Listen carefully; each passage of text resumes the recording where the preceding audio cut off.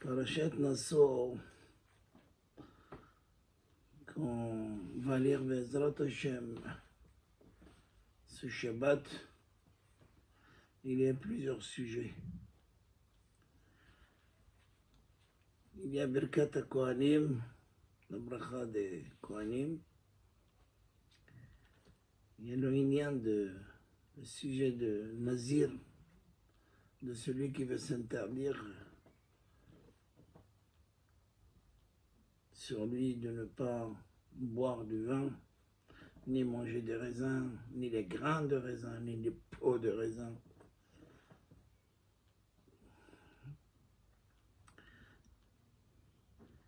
Et Maaseh Sota. Sota, cette femme soupçonnée, où elle est obligée qu'on la conduise à Yerushalayim, au Beit HaMikdash, pour arriver à la vérité.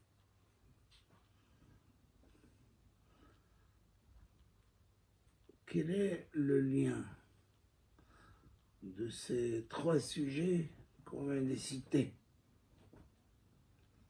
Birkat Kohanim, Yivarechecha Adonai v'yishmerecha. Akadosh Baruch Hu, il va te bénir et en même temps, il va te garder. L'homme, il peut être béni par beaucoup de biens, beaucoup d'argent, beaucoup d'enfants, mais Has Veshalom, il peut tout perdre. Il peut perdre ses affaires, au Barminan que Dieu nous préserve, ses enfants.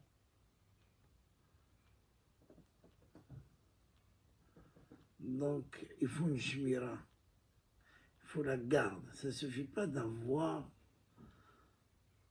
tous ces biens, mais on demande à Kadosh Baruch Hu de les garder, de nous préserver de toutes sortes de malheurs.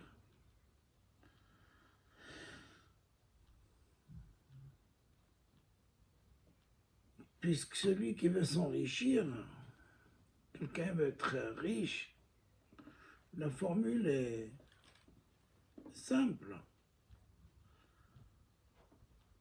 La Gemara dit Hokiru neshetaichu kidesh titashru. Honorez vos femmes pour que vous puissiez vous enrichir. C'est quoi honorer leur femme? C'est quoi honorer une femme? Souvent, on pense que ça va. J'ai épousé une femme, je lui dis vous êtes sanctifié à moi avec cet anneau que j'ai acheté dans le meilleur des cas 100-150 euros. Et si c'est moins cher, ça peut être 20-30 euros, surtout si elle a été soldée. Alors, elle m'appartient, cette femme, et je peux lui dire ce que je veux. Je peux l'utiliser comme je veux. Non. Non, pas du tout. Puisque vous avez signé sur un contrat qui s'appelle la Ketouba, et là-bas dans la Ketouba, il y a 10 mitzvot. 3, ce sont des mitzvot de la Torah, et 7 de Rabbanan, que les Hachamim nous ont instauré. Et j'ai dit souvent, quand vous avez une femme de ménage à la maison, et j'en ai une comme ça, chez moi ou à la yeshiva, elle travaille 3, 4 heures, 5 heures. À la fin, je lui dis merci et je le paye Des fois, je leur ajoute quelques euros. Ce n'est qu'une femme de ménage, une femme qui a travaillé, qui a gagné sa vie. Mais vous avez une femme à la maison qui s'occupe de vous, qui repasse vos chemises, qui vous prépare à manger, qui s'occupe des enfants. Pourquoi vous ne la considérez pas comme, au moins comme cette femme de ménage? C'est parce que c'est une habitude. C'est comme ça qu'on a dit à quelqu'un, c'est comme ça. Non, c'est pas comme ça. C'est comme si tu peux et tu dois la respecter.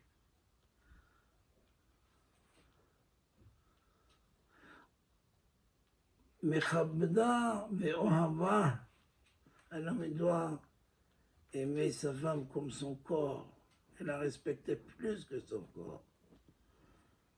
S'il a brûlé son petit doigt par la marmite chaude, c'est toi que tu dois ressentir cette douleur, ce aïe. Et sinon, si tu ressens rien, c'est que tu as un problème. Et aujourd'hui, pour un problème, on va voir son rave, on va voir un psychiatre. Souvent les deux soignent. Le psychiatre, il faut le payer, le rabbin, souvent, ne le paye pas. Donc, si tu veux la bracha, si tu veux la bénédiction, et que cette bénédiction doit être gardée, ça doit commencer chez toi à la maison, dans ta petite maison, entre tes murs. Et même si tu ne comprends pas, des fois on ne comprend pas tout, eh bien, il faut dire, c'est ce que la Torah veut. La Torah, elle me demande comme respecter son père et sa mère. Point, kabed et avir avec imera. Respecte ton père et ta mère. Ani Hachem, je suis à votre Dieu. Quel est le lien entre tout cela? C'est parce que de la même manière où tu respectes tes parents, moi, Kadosh Baruch Hu, je te respecte. De la même manière où tu aimes ton prochain, moi, Kadosh Baruch Hu, je t'aime. Si tu l'aimes comme ça, moi aussi je t'aime comme ça. Et si tu l'aimes comme ça, eh bien moi, Kadosh Baruch Hu, je vais t'aimer comme ça. Et il n'y a pas un ami plus que sa femme, ses propres enfants, ses parents. Donc, Ivarechecha, tu veux la bracha? Ça commence par toi-même.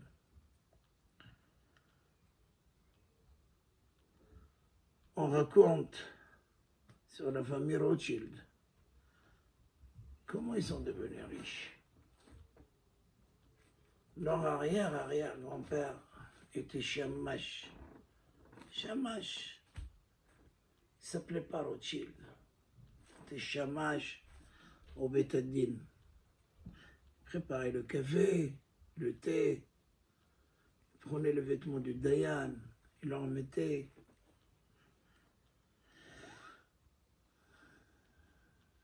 Et voilà, une fois qu'il a ramassé un peu d'argent, il a dit au Rav, je vais ouvrir une petite affaire au bout de la rue. Donc je vous quitte. Pourquoi pas? Si c'est ta volonté, Betzlaha. Mais monsieur le Rav, je voudrais que vous venez me faire une bracha dans le magasin. Pourquoi pas? Seulement comme c'était la période avant Pessah, Et la rabbinite, la femme du Dayan, elle dit à son mari, regarde, la petite est devenue grande, on va la marier, et maintenant il faut une somme d'argent. Il faut la dot, il faut se préparer. Et là, le Rav, il va dans son petit casier standard où il avait là-bas l'habitude, chaque semaine, de mettre une pièce, une grande pièce, c'était les pièces d'avant, et il veut prendre le paquet, la petite pochette, et là, elle n'est pas là, il n'y a plus rien.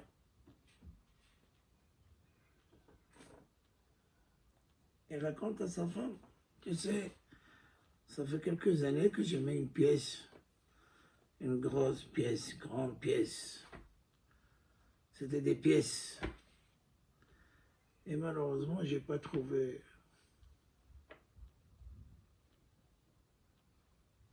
Donc on va essayer de la marier avec, peut-être on va vendre notre tapis, notre bougeoir, ce qu'on a à la maison. Et sa femme qui lui dit, certainement votre chamash, le chamash, hein, n'est-ce pas? S'il est allé au magasin, c'est qu'il a su d'où il a pris cet argent. Tais-toi, Asmi Shalom, t'es honnête, c'est un homme sincère. Une fois, 2 fois, 10 fois. Donc, l'arabe commence aussi à croire quand on répète la même chose. Seulement voilà, que ça approche, et le shamash, il attend que le Rav vienne lui faire une bracha. Hélas, il ne vient pas.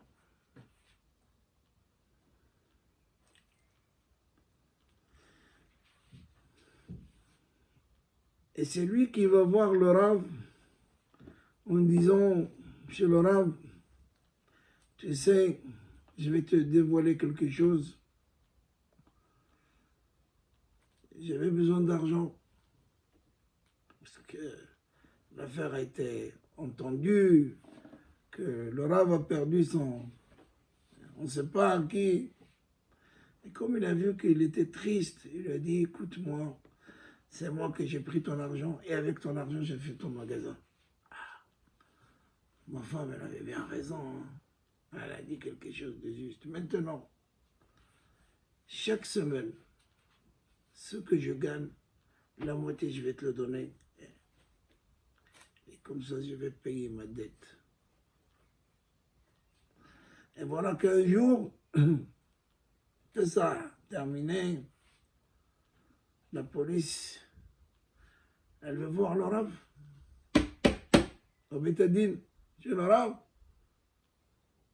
Venez avec nous. Qu'est-ce que j'ai fait? C'est quoi? Et on lui dit,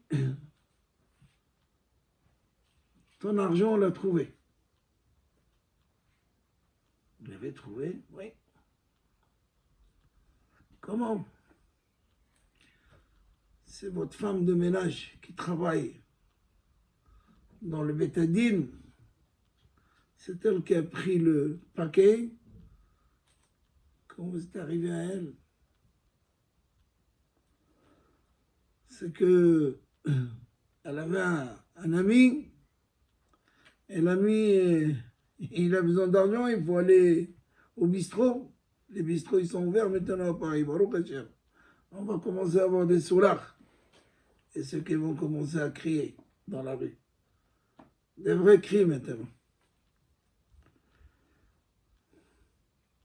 Donc, il a dit à sa copine, il faut m'emporter de l'argent. Elle, chaque fois qu'elle nettoyait, elle savait qu'il y avait là-bas Elle lui a donné, mais c'est des grosses pièces. Donc il arrive au bistrot avec la première pièce. Il achète de la bière pour lui, pour les camarades, tous ceux qui rentrent, parce que et s'il reste quelque chose encore dans 2, 3 jours, seulement il est venu la deuxième fois avec une autre pièce, et là le patron de bistrot, il trouve ça bizarre, il va voir la police, et la police fait une enquête, et finalement, tout le paquet se trouve chez lui. Le Rav, il ne comprend pas. Il dit comment le chamash, il dit que c'était lui. Et là, il va en courant, prévient sa femme, et lui dit c'était faux, comme je t'avais dit. Il va voir le chômage pour lui demander, mais il a. C'est Kapara, lui pense que peut-être maintenant il est venu demander le reste, parce que sa presse, il faut marier la petite, la grande. Et il lui dit, pourquoi tu m'as fait ça? Il dit, mais qu'est-ce que je te fais? J'ai pris le paquet, je t'ai dit qu'il faut que je te rembourse. Non, tu n'as pas pris le paquet, c'est pas toi. La pochette, c'est pas toi. Il lui dira, écoute-moi, j'ai vu que tu étais triste. Et au fur et à mesure de temps, j'attends que tu viens me dire Mazal Tov ou Boalehaim dans le magasin. Tu n'es pas venu, donc j'ai compris que tu as quelque chose contre moi. Et pour te réjouir, j'ai pris toutes les conséquences de cette affaire sur moi. Et je t'ai dit que c'était moi. Alors le Rav, il est rentré dans le magasin, il lui a fait une bracha, il lui a dit, comme la Torah c'est sur Mipiram, puis Zaracham, puis Zarachat, on aime toi aussi. C'est pas seulement toi que tu vas être riche, tes enfants, des petits-enfants, et tes arrière-petits-enfants à Drolam. Donc finalement, la bracha qu'ils ont les Rothschild, c'est une bracha qui a débuté il y a beaucoup, beaucoup d'années. Et elle ne se terminera jamais. Et c'est ça, Yivarechecha Hashem Vishmerecha. Tu veux la bracha? Eh bien, c'est une bracha qui dure, qui reste. C'est pas Shalom qu'elle vient et qui s'envole aussitôt. Pareil, le Inyan de Nazir, celui qui se prend sur lui de ne pas boire du vin. Pourquoi? Parce qu'il a vu Sota Bekilkula, il a vu cette bonne femme que le mari l'a soupçonnée et qu'on est obligé de la conduire jusqu'au Beth Amikdash. Et on va défaire ses cheveux, on va lui enlever son chapeau, sa perruque, si elle est en perruque. Et on va écrire sur un parchemin le nom d'Hachem, le paracha. Et on va effacer le nom d'Hachem pour donner à cette sota le boire. Si Jérôme, elle a fait quelque chose, c'est écrit qu'elle va être décomposée. Mais si elle n'a rien fait, elle va rajeunir. Il l'a envoyée, elle avait 50 ans, elle revient à la maison, elle a 20 ans. C'est-à-dire que le maïm, l'eau, elle va l'embellir. Mais attention, on ne peut envoyer une femme Sota à Yerushalayim que si le mari, il s'est conduit comme il faut. Parce que si lui, sa conduite n'est pas celle que la Torah demande, on ne peut pas envoyer. Ce n'est pas parce qu'il a soupçonné. Il a soupçonné, c'est bien. Il a des témoins, c'est bien. Mais toi, comment tu te conduis? Si lui s'est conduit mal, il a fait à l'envers, on n'envoie pas la femme. Kshot atzmecha, embellis-toi avant d'embellir les autres. Ne cherche pas chez les autres. Le Gemara, dans Traité Shabbat, il dit, Rava, il donnait un cours. Et le cours, était un peu difficile. Et les élèves lui ont posé des questions, il n'a pas su répondre. C'est normal de ne pas savoir répondre. Je vais dire plus tard, dans quelques temps, je vais vous répondre. Donc il y a eu une petite récré, et lui, il est resté assis. À l'époque, les élèves, ils étaient en demi-cercle, et leur avait été aussi assis sur des roseaux. Il s'est forcé avec ses mains sous ses jambes, ses pieds, et le sang a commencé à couler de ses doigts. Il voulait comprendre le verset de la Torah. Il voulait comprendre pour répondre aux élèves aux questions. Et voilà qu'un tzedouki passe. Tzedouki, c'était pas un Yehudi, c'était un goy. Mais ils connaissaient, ils avaient un peu de connaissance de la Torah. Et il lui dit, malheur à vous les Juifs. Pourquoi malheur à vous? Parce que chez vous, au matin de Torah, vous avez dit, Naase venishma. Vous avez dit, nous ferons et nous écouterons par la suite.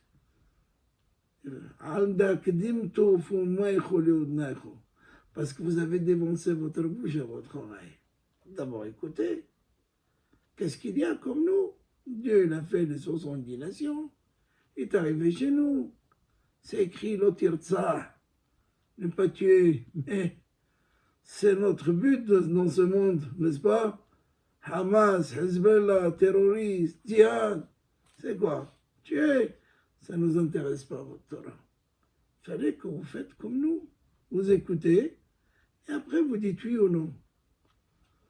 Et là, Rava, il a répondu, chez nous, on est allé par la Tmimout. Tummat Yesharim Tanhem. La Tmimout, la simplicité, la sincérité, c'est elle qui nous conduit. Abraham Avinu n'a pas demandé à Kadosh Baruch Hu, pourquoi tu me dis de prendre Yitzhak, le sacrifier alors qu'hier tu m'as dit, la descendance de toi c'est Yitzhak. Tu m'as dit, je fonce. Et je fonce en vrai. J'arrive jusqu'à là-haut. Il attache, Abraham Avinu attache son fils. Yitzhak, il savait où il allait. Il dit à son père, attache-moi bien papa, fais une bonne shaita. Sauf quand Kadosh Baruch Hu lui dit, maintenant je sais qu'on va combiner ensemble. On va faire un monde ensemble. Donc même si je ne comprends pas, ce n'est pas grave. Vous les goïms, un jour vous dites on veut faire la paix, et tout de suite, le lendemain, vous faites la guerre. Qu'est-ce qu'on a fait en Eretz Israël? On a élevé des Arabes. On leur a donné la possibilité d'aller à l'université, de devenir médecin, d'avoir une représentation dans la Knesset, le gouvernement israélien, ceux qui n'ont pas nulle part dans le monde entier. Et résultat de course, le voisin avec qui tu as gamellé, vous avez mangé chaque gamelle, c'est devenu gamal, un chameau, pour le tuer. Ah voilà, c'est ça le but d'Am Israël. Même si je ne comprends pas quelque chose, je dois être sûr que tout ce que je dis, c'est vrai, c'est ça. Et pour terminer, Albert Einstein, avec une petite formule de E égale MC au carré, peut détruire le monde, construire un monde. On lui a demandé en 1952 d'être le président de l'État d'Israël. C'est la période où ils choisissent maintenant un président. Remplacer celui qui part. Eh bien, il a refusé. Pourquoi il a refusé, Einstein? Connu mondialement. On étudie ses formules jusqu'à aujourd'hui. Parce qu'il a dit tout simplement, pour diriger un État juif, il faut que moi, je connais le judaïsme, je ne le connais pas. Et si je ne le connais pas, je ne peux pas diriger un peuple de Torah. Voilà comment chacun de nous doit voir les choses. Donc tout ça, c'est en harmonie. Tu veux la bracha? Tu es nazir, tu es interdit de vin sur toi parce que tu ne veux pas arriver au stade de cette femme et ce mari. Eh bien, d'abord, embellis-toi. Hazak ou Baruch.